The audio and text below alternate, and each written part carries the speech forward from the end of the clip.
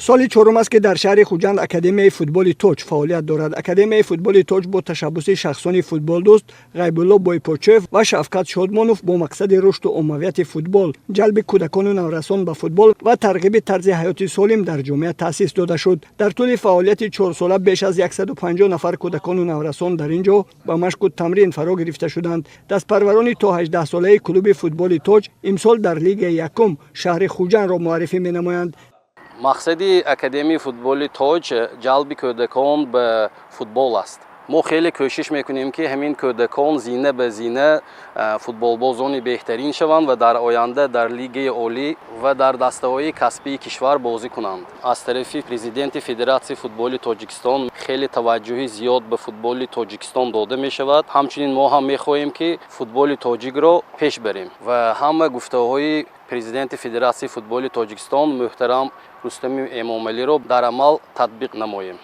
айни замон ба беш аз 150 нафар кӯдакону наврасон дар академияи мазкур мураббиёни пуртаҷриба машқу тамрин медиҳанд. барои гузаронидани машқу тамрин дар варзишгоҳи лочин тамоми шароитҳои муосир мавҷуд буда тамринҳо тибқи талаботҳои замонавӣ ҷараён мегиранд.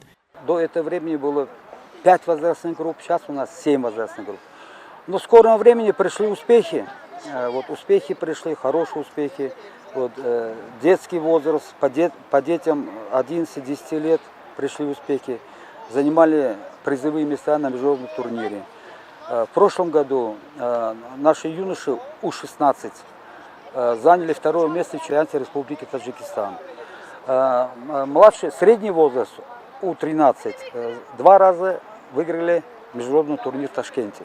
Там было очень много команд. Мы показали, посмотрели на них. И, в принципе, ребята наши были на уровне, раз такой успех пришел.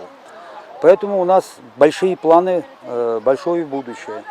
В дальнейшем, если удачно пройдем вторую лигу, мы хотим с 17-летними ребятами выступать уже в первой лиге. У нас такие, допустим, заготовки, как футбольная школа Аякса, Баварии, Реала. Вот у меня это все есть.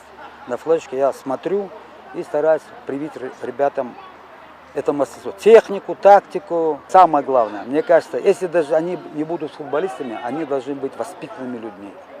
роҳбарият ва мураббиёни академияи футболи тоҷ азм доранд сол аз сол сафи кӯдакону наврасони машқварзро зиёд намуда дастаҳоро дар синну солҳои гуногун ба мусобиқаҳо сафарбар намоянд. ҳадафи асосии академияи футболи тоҷ ин пеш аз ҳама ба воя расонидани футболбозони касбӣ барои дастаҳои кишвар ва амалӣ намудани дастуру супоришҳои пешвои миллат муҳтарам Эмомалӣ Раҳмон ва президенти федератсияи футболи мамлакат муҳтарам Рустами Эмомалӣ ҷиҳати рушду оммавияти футбол дар кишвар мебошад. маврид ба зикр аст ки дар шаҳру ноҳияҳои вилояти Суғд барои рушду оммавияти футбол аз ҷониби федератсияи футболи вилоят низ таваҷҷӯҳи хеле зиёд равона шудааст.